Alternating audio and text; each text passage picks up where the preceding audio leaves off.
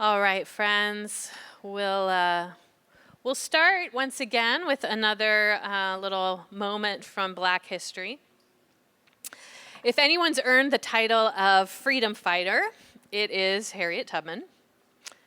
Born into enslavement in Maryland in 1822, Harriet managed to escape as a young woman, making her way along the Underground Railroad until she reached freedom in Philadelphia in 1849. But Harriet had left her husband and children behind. Other family members and friends were also still enslaved, and Harriet knew that she could never feel satisfied with her own freedom as long as those that she loved were still enslaved. And so she began a series of dangerous journeys along the Underground Railroad, back and forth into slave-owning territory, so that she could rescue other enslaved people and help them make their way to freedom. Over a 10-year period, armed with a revolver and a deep, abiding connection to God, as well as the support of other conspirators along the Underground Railroad, Harriet made 13 round-trip rescue missions, liberating around 70 people and leading them to freedom. Now, once the Civil War broke out, Harriet joined in the action. The second image is actually from the Civil War years.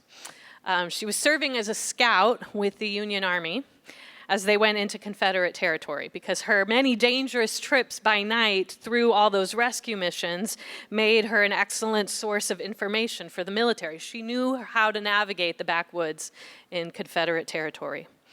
In the summer of 1863, she actually became the first woman to plan and lead an armed mission during the war. And under cover of night, Harriet guided 300 Union soldiers on a number of steamships along the Combahee River in South Carolina. They made their way ashore Confederate territory, where they flooded fields, they burned plantations, they looted the supplies of the enemy, and as they were preparing to depart, the soldiers blew whistles to let the enslaved people nearby know that they could approach these boats and join up with them and gain their freedom. So before long, it was mayhem as the overwhelming crowd approached the boats, so many that the officers feared they would soon capsize as people were just like running into the water and trying to climb on these boats. But then Harriet started singing. It was a practice she had honed through her rescue missions, singing spirituals to communicate coded messages and also call people into collaboration as they sang together. And the practice worked. The crowd sang with her, they steadied themselves, they cooperated, and the Union Army made its getaway. In that one night, Harriet Tubman helped save more than 10 times the number of folks that she navigated along the Underground Railroad. 700 enslaved people became free that night. Yeah. So Harriet Tubman, the freedom fighter, had a nickname that she came to be known by. Do y'all know what it was? Moses, right? She was called the Moses of her people. And indeed, she took inspiration from the biblical stories of Moses and his partnership with the divine to lead God's people out of slavery in Egypt. And though she was never able to read, she had learned the stories of this Christian faith. And like others in enslavement, she found hope in the story of liberation from slavery, as she learned of God, hearing the cries of the oppressed people and calling up Moses to lead them into freedom. Harriet herself said while she made her dangerous journeys, she was, quote, always conscious of an invisible pillar of cloud by day and of fire by night, under the guidance of which she journeyed or rested, just like the Hebrew people had experienced in the Exodus story. So for those enslaved Christians like Harriet Tubman struggling for liberation, the story of Moses, the Exodus from enslavement, was a resistance story. It gave them grounding. It gave them inspiration to endure oppression and to resist it until they experienced freedom. The resistance story connected the people with a powerful vision of possibility that things could be different than they were, and that there was a divine power accompanying them that was bigger than the forces committed to their subjugation. Well, I start with this story of Harriet, and also the resistance story her work was grounded in, because I think a lot of us might find it helpful in this moment that we're in. Under this new presidential regime, many of us likely feel with gravity the sense that freedoms like those that Harriet Tubman and other freedom fighters throughout U.S. history have fought so bravely for, those freedoms are being stripped away as our democracy feels increasingly fragile and authoritarianism is ascendant. I read an article this week written by two scholars who have studied global authoritarian movements that I think described well the specific potential danger we are facing as a country in real time. So Professors Stephen Levitsky and Lucan Wei named the danger this way. U.S. democracy will likely break down during the second Trump administration in the sense that it will cease to meet standard criteria for liberal democracy: full adult suffrage, free and fair elections, and broad protection of civil liberties. The breakdown of democracy in the United States will not give rise to a classic dictatorship in which elections are a sham and the opposition is locked up, exiled, or killed. What lies ahead is not fascist or single-party dictatorship, but competitive authoritarianism. A system in which parties compete in elections, but the incumbent's abuse of power tilts the playing field against the opposition. Most autocracies that have emerged since the end of the Cold War fall into this category. The system is not democratic because incumbents rig the game by deploying the machinery of government to attack opponents and co-opt critics. Competition is real, but unfair. So competitive authoritarianism. It's an interesting concept, right?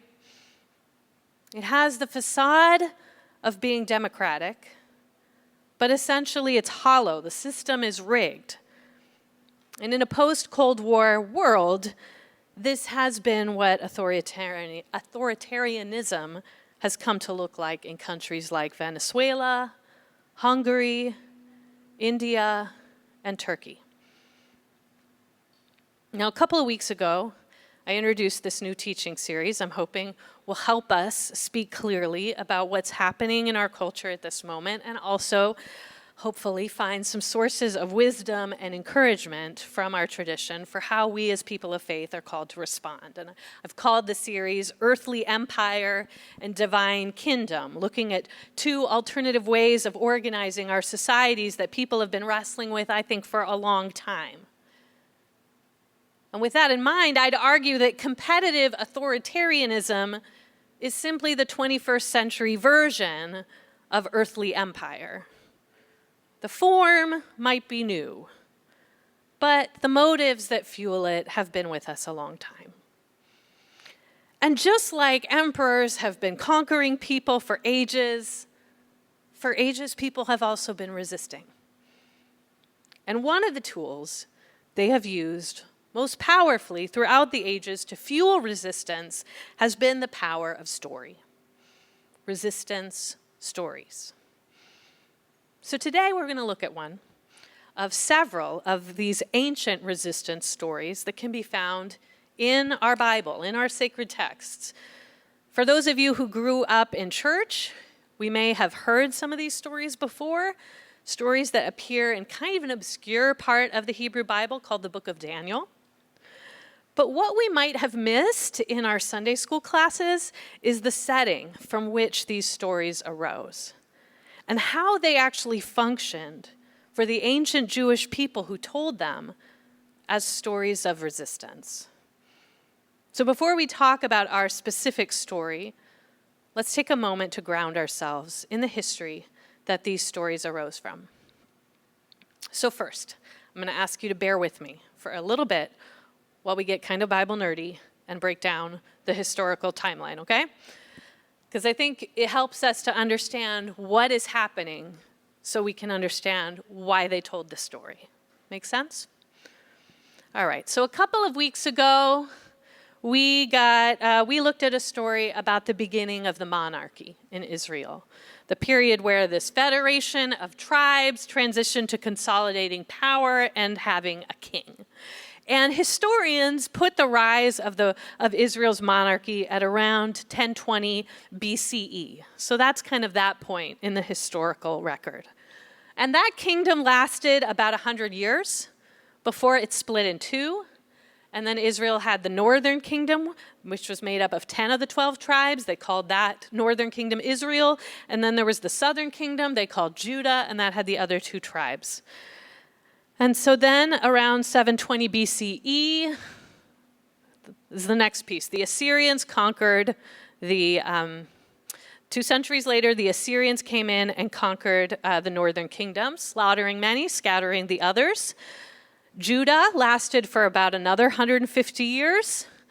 And then in 586 was the Babylonians. The Babylonians came in and conquered the nation of Judah and carried the people into exile and desecrated the temple, destroyed the temple. About 50 years after that, more like 536 or so BCE, is when the Persians conquered the Babylonians. And some of the Jewish people returned to Jerusalem to rebuild the temple, but they were still all under Persian rule.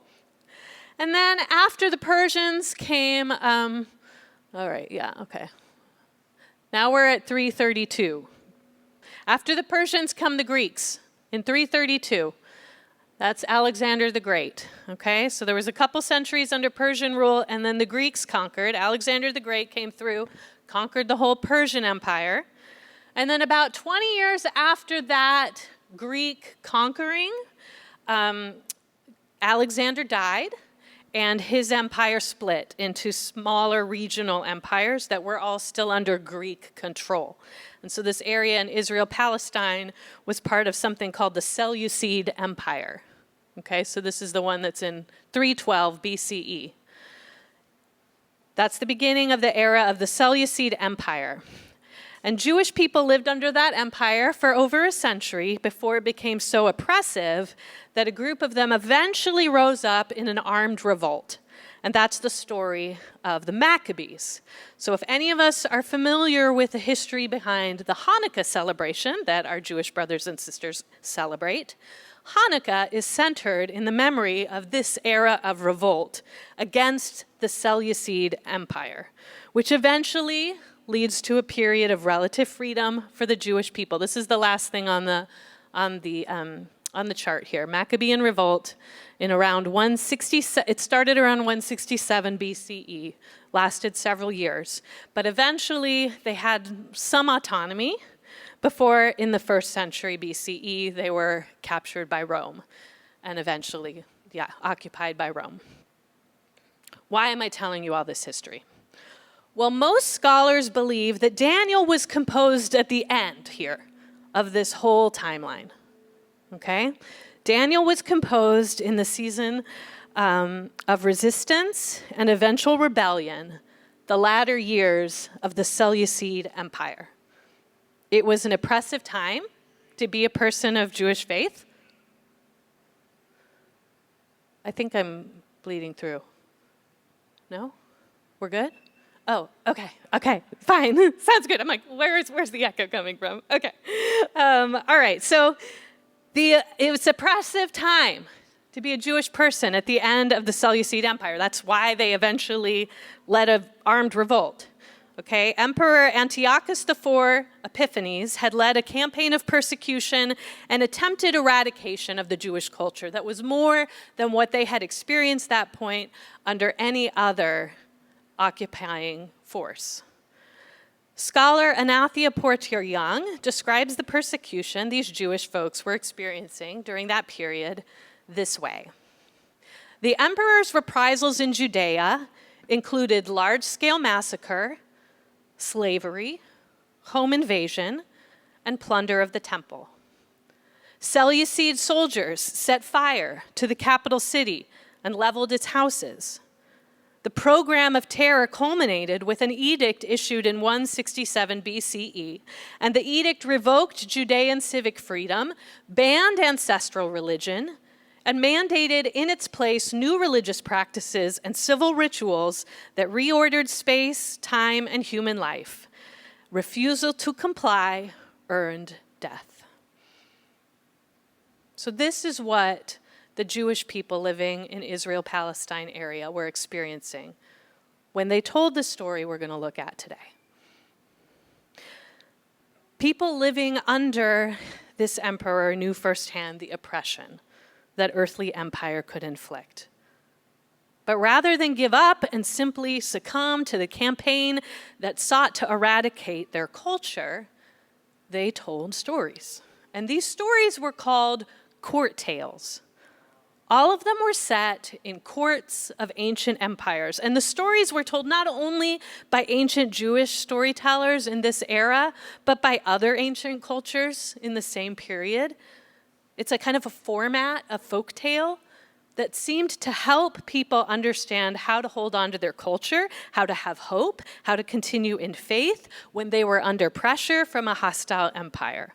So there's like a whole genre of these resistance stories called court tales. And the first 6 chapters of the book of Daniel actually features 6 court tales in a row, one right after another. And these folk tales all follow the same pattern. Once you understand what the pattern is, you see it every time. Other examples in our sacred texts of court tales are like the account of Joseph in Egypt and the Esther story.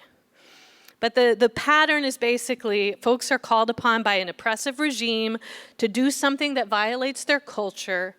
As they resist and rely on God for strength, a miraculous outcome takes place that saves them and vindicates them in the face of their oppressor.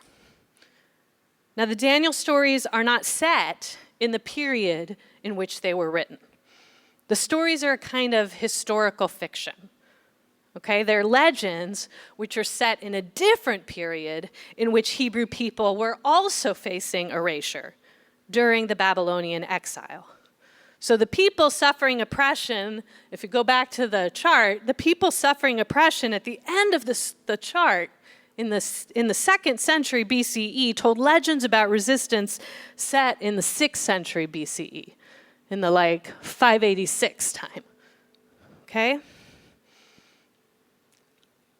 They told these stories that inspired them to stay resilient through the oppression and resist it, which led eventually to the Maccabee revolt.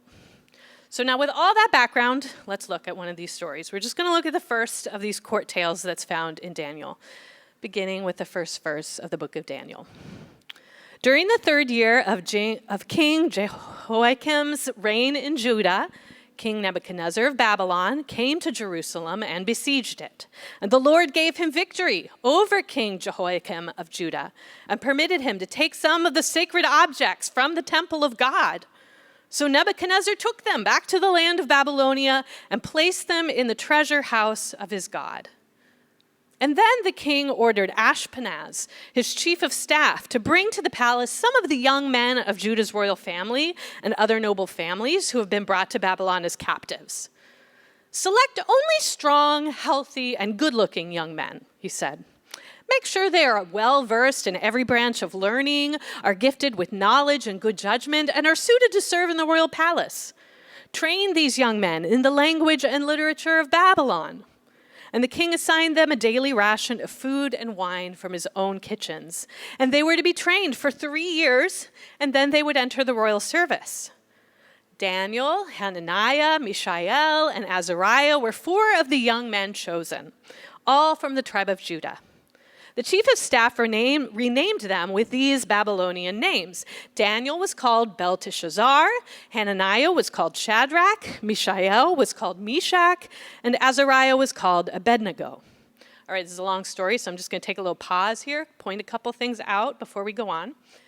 So far, as the story goes, the emperor of Babylon has conquered Judah, has taken sacred objects back to the court in Babylon. Remember, that's something that happened in the era this story was being told, right? The Seleucids also raided the temple. So anyway, in the story, they've raided the temple, they've taken back objects, and they've taken people. And specifically, they're choosing the most talented, promising young men who they hope to educate in their customs. And this is one of those practices of earthly empire that was common in the ancient world and has persisted in some way ever since. It is part and parcel of colonization, right? The goal is to cripple or even wipe out a culture that's being conquered by taking the best and brightest and shaping them to look like the culture of the empire, essentially erasing indigenous culture.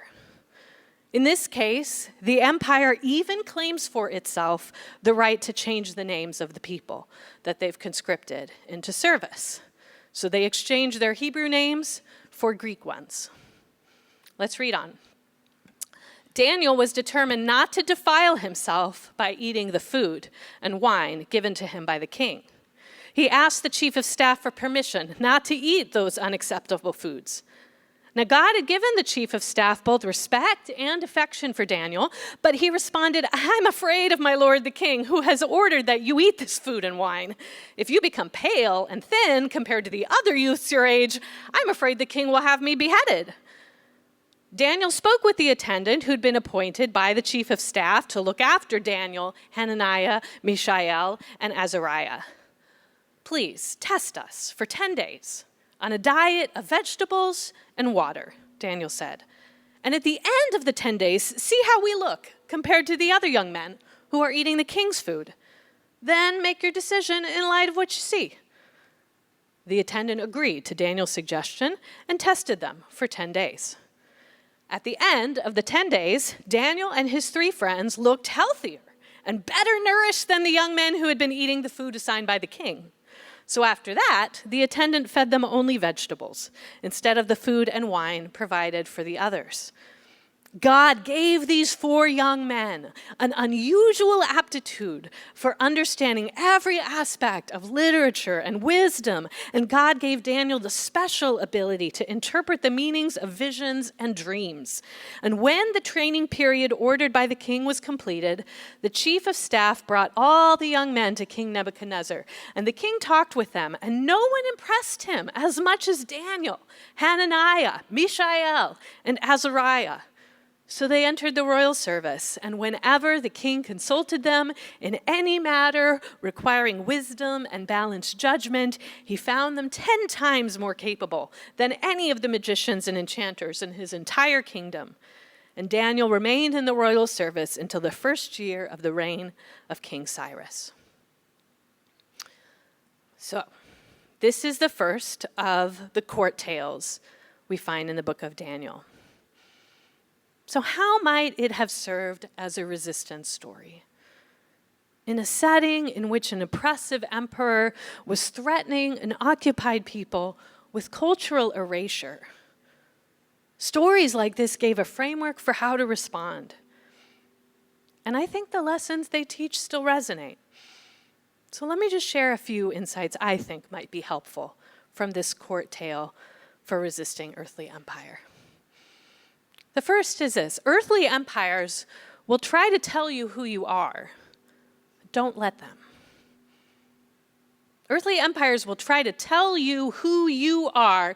You don't have to let them. In the story, the Babylonians gave these men that they had brought into captivity new names. Some scholars believe that the names actually each represented a different Babylonian god. So directly exchanging these men's identities as worshipers of the God of Israel for worshipers of Babylonian gods. But importantly, the narrator does not accept the change of identity. Right? As we kept reading the storyteller continues to refer to them by their Hebrew names.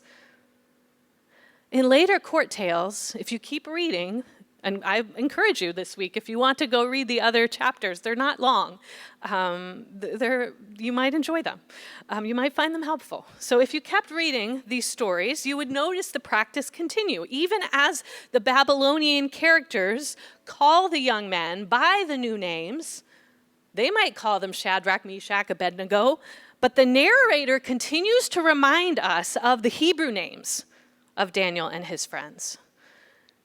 And in the time of the Seleucid Empire, as the emperor was outlawing the Jewish people's religious practices, the story of Daniel and his friends must have been a powerful reminder that despite the empire's efforts Judaism would not be erased.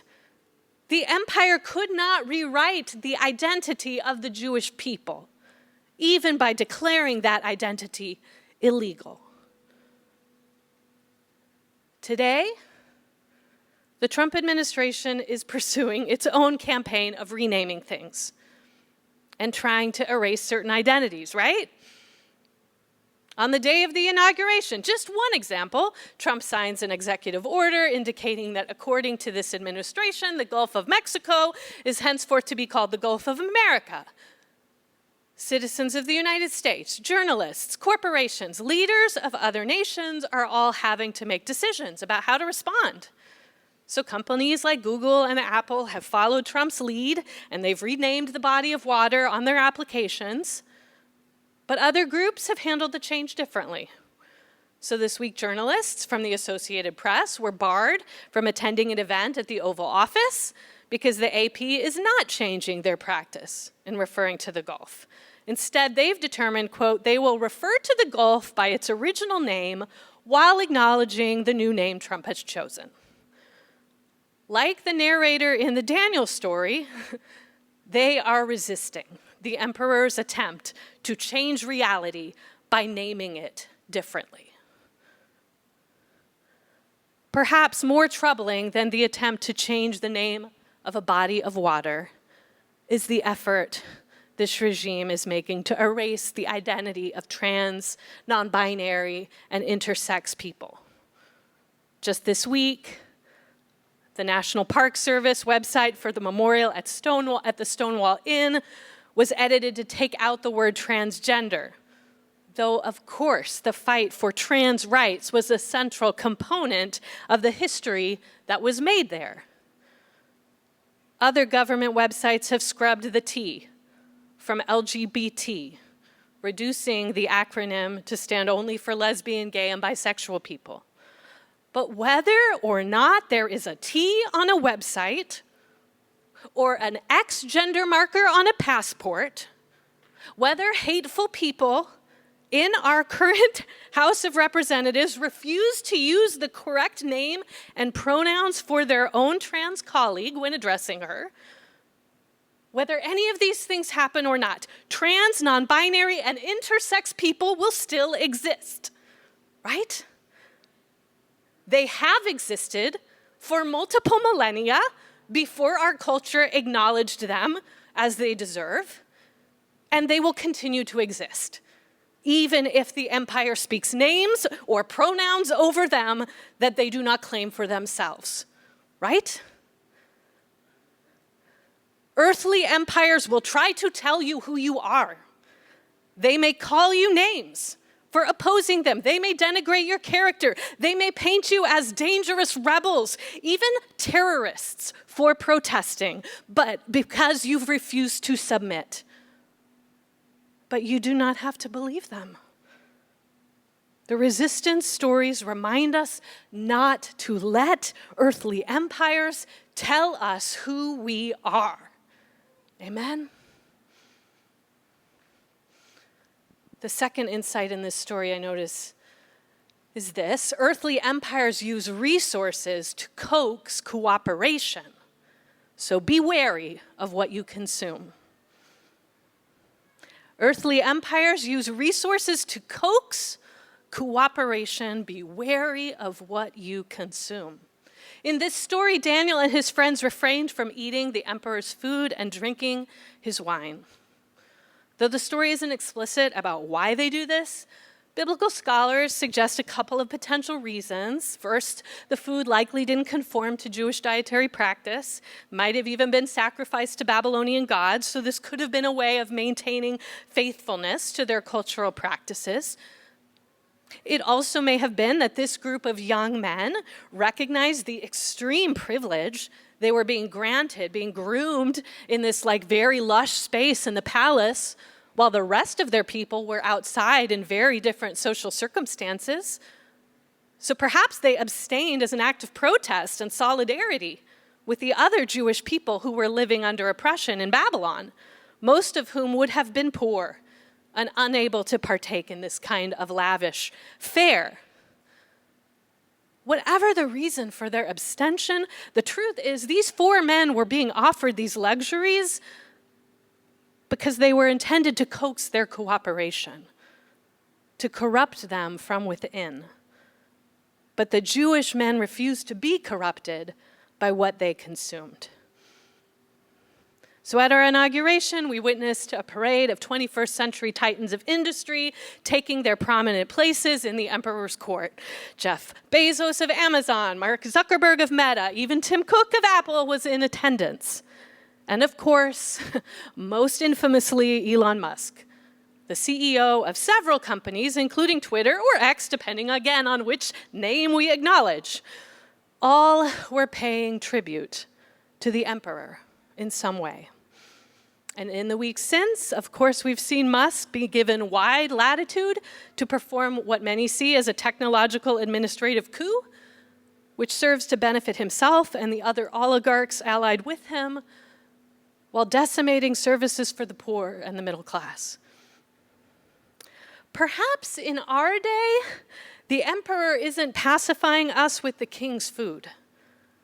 We're being coaxed maybe through the apps that filter our information, through the products we've become addicted to consuming, through the commodification of our attention. To us, this resistance story invites us to consider how our consumption in this capitalist system supports the work of the empire, and how, if we are to resist, we may need to shift what we consume. Now, understand, we all exist in a capitalist society in which ethical consumption is always on a continuum. None of our hands are clean when so much of what we buy has been produced in corrupt ways. But we do have power. We, like Daniel and his friends, can choose where we're going to draw the line. And I think each of us should be thoughtful and prayerful about what that looks like. And it might mean canceling that Amazon Prime subscription.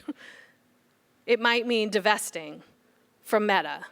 That's for you to decide. I'm not here to make rules for your consumption, but I am here to encourage the spiritual practice of discernment. Each of us should be thoughtfully, prayerfully making decisions, just like Daniel and his friends, about how our consumption of products in this marketplace is connected to this country's move into competitive authoritarianism. Because remember what those scholars at the beginning identified as the strategies that the machine of government would use in an authoritarian state. Attacking opponents, renaming them radicals and terrorists, right? And co-opting critics. Be wary of who is trying to coax your cooperation. And that finally brings me to the last insight from our resistance story. Earthly empires want you to believe that they have ultimate power, but their power is not eternal. Only God's is. They want you to believe they have ultimate, eternal power, but it is finite. Only God has infinite power. The court tale has this particular perspective on the events that happen as earthly empire brings oppression. The tales always set God above and beyond the emperor. And we see this in our story in a few places. We're told that Judah falls to the emperor in the first place because God permitted it. God let it fall, is how the story is told.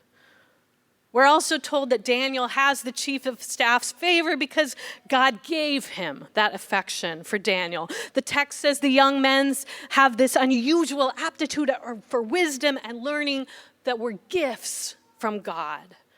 So we might quibble with some points of theology here, but I think at the core, we can fully affirm this underlying point that's being made. Undergirding the whole story is this foundational belief that the divine is bigger and more enduring than any earthly empire. The stories that follow through the next 5 chapters only drive the point home more clearly. And I think this is one of the most important foundational truths that court tales were meant to communicate. Every king's court is temporary.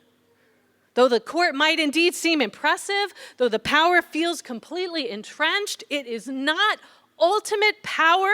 The emperor wants you to believe his power is infinite, because when you believe that, you cease resisting, because you think resistance is futile.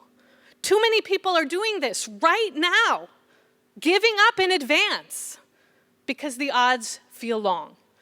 And that is why we need resistance stories. We need them to remind us other realities are possible, that this oppression we experience today is not permanent. It is not ultimate power.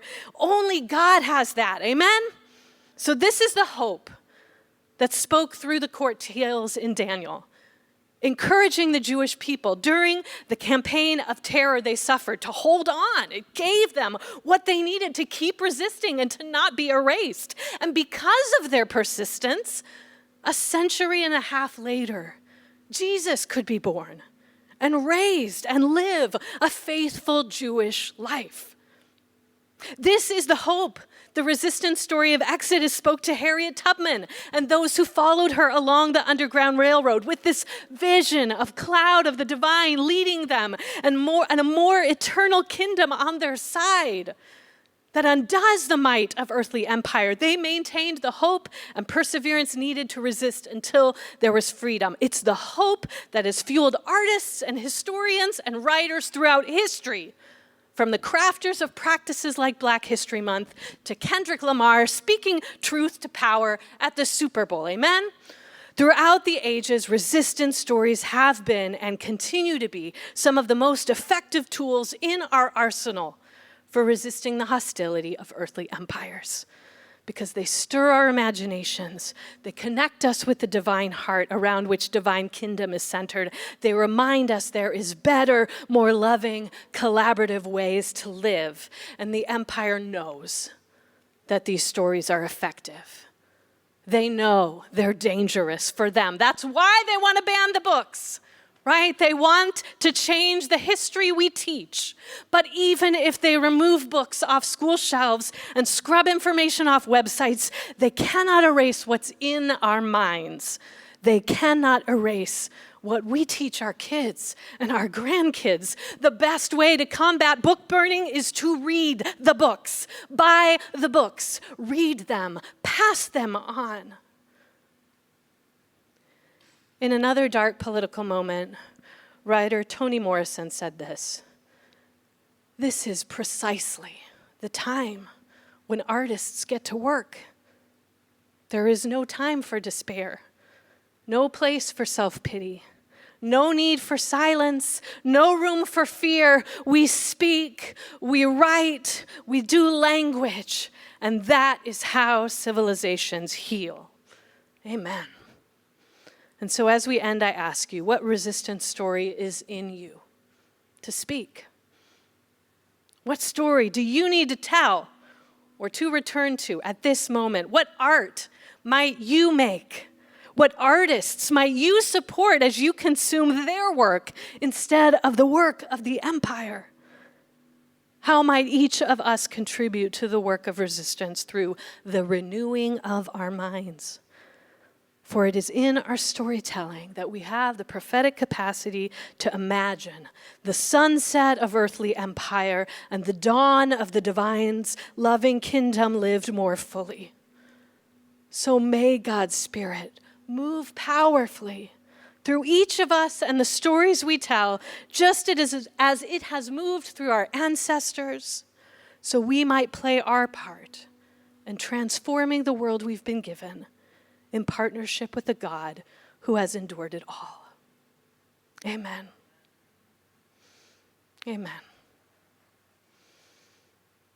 I want to give us a moment rather than have me pray over you, I'm going to invite a moment for the Spirit just to speak to us. So we'll be quiet as we sit in that question of what resistance stories are we called to lift up in this moment.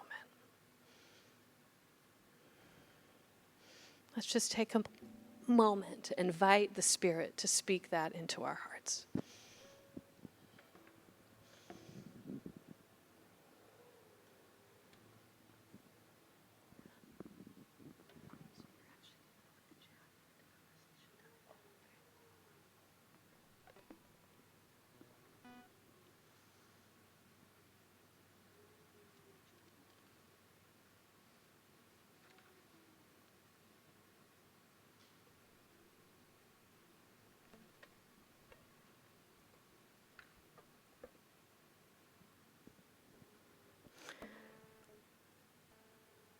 Amen. We're going to take a bit, maybe a little bit of an abbreviated, like the next 8 minutes or so, we'll chat in groups, and then we'll come back for our responsive worship. Here are some conversation prompts. How do you think the telling of court tales may have helped the ancient Jewish people resist earthly empire? Or which insights from this Daniel court tale that we looked at resonate for you today? Or finally, what resistance stories might be helpful to share in this moment? What's coming to mind for you? So we're going to take about 8 minutes to chat in small groups of 4 to 6 or so, and then we'll come back and Maria will lead us in worship.